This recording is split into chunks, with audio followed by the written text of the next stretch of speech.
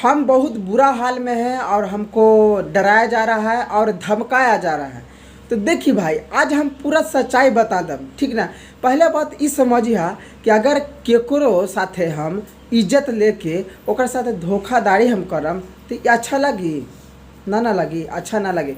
वहू कोई के बहिने बा। देखिए भाई, प्रमोद प्रेमी और प्रियंका राय अभी तो देखा तानी कि बहुत ही विवाद होल बा शादी के लेके ऊपर कि हमार शादी मतलब बहुत दिन हो गए, 2-3 साल हो गए और आज हमरा छोड़ देले और मारा था बहुत। मतलब प्रियंका मतलब लाइव में आकर ये बात बोले हैं।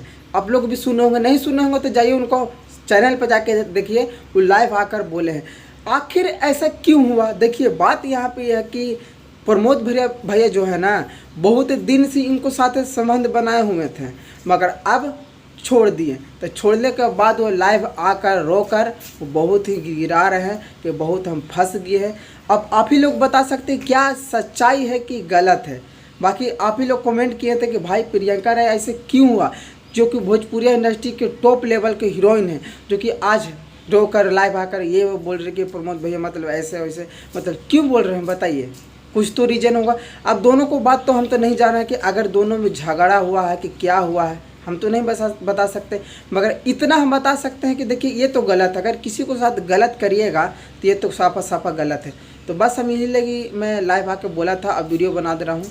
बाकी मिलते हैं।